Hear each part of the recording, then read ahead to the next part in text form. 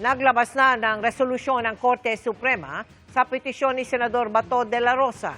Pero walang inilabas na temporary restraining order para pigilan ang pagsilbi sa kanya ng arrest warrant ng International Criminal Court o ICC. Mula sa Supreme Court, nakatutok live si Maris Umali. Maris?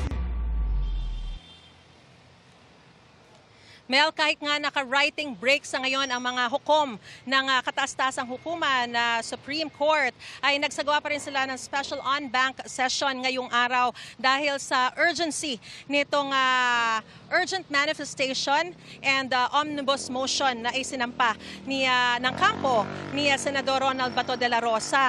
At gaya nga ng binanggit mo, Mel, walang temporary restraining order na inilabas ang kataas-taasang hukuman, pero sa inilabas na lang resolusyon ay inatasan ng Korte Suprema ang mga respondent na maghain ng kanilang komento sa urgent manifestation with omnibus motion at extremely urgent supplemental manifestation with motion na isinampa ni De La Rosa sa loob ng hindi lalagpas sa 72 hours mula ng pagkakatanggap nila ng abiso. Ang mga respondents na ito ay si dating Executive Secretary Lucas Bersamin at iba pa, kasi siya pa yung Executive Secretary noong mga panahon na yon. Ayon sa Korte Suprema, ang resolusyon ay itinuturing na ring na-serve na sa mga partido at kanilang mga abogado, oras na mai-upload ito sa eCourt PH at mailathala sa website ng Korte Suprema. So ibig sabihin, kahit na hindi physically natanggap ng mga respondents na ito, ay deemed served na rin ito kapag oras na mai-upload na ito online.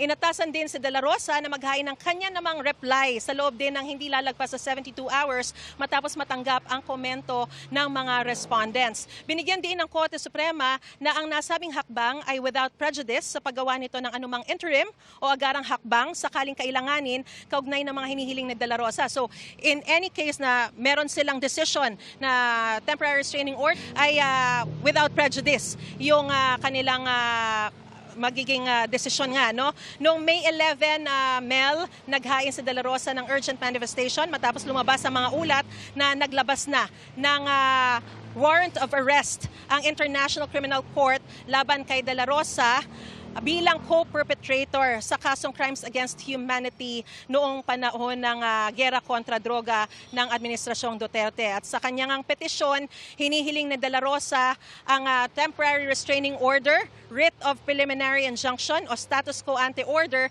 upang mapigilan ang anumang pag-aresto, detention o paglipat sa kanya ng walang pahintulot ng korte. Ang kasong ito, Mel, ay nag-uugat sa patuloy na investigasyon ng International Criminal Court sa madugong anti-drug campaign ng administrasyon ni dating Pangulong Rodrigo Duterte. So yan muna ang pinakasariwang balita mula pa rin dito sa Korte Suprema. Mel?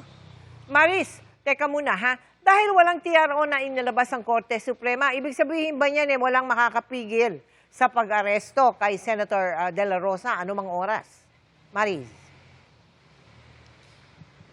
Alam mo, Mel, talagang very fluid ang sitwasyon ngayon, no? Kasi hinihintay talaga ang magiging desisyon ng Korte Suprema para kumilos ang lahat. Pero within the day, may mga lumabas ng balita from NBI na they are ready to serve the warrant of arrest anytime.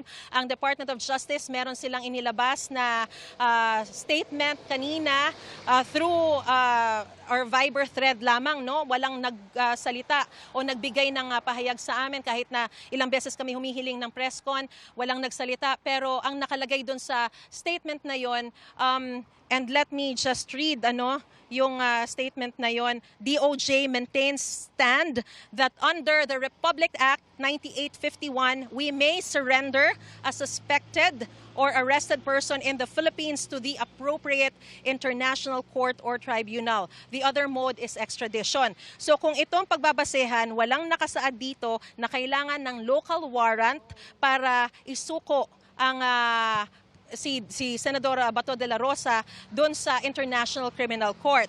Pero hanggang sa mga sandaling ito, walang tikom ang bibig ng Department of Justice kaugnay dito sa usaping ito. So lahat tayo ay talagang nag-aabang sa magiging sitwasyon.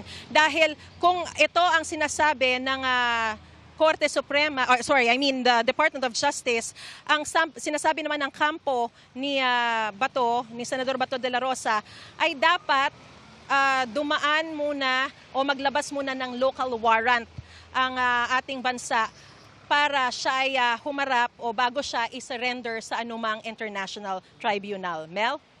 Maraming salamat sa iyo, Mari Zumali.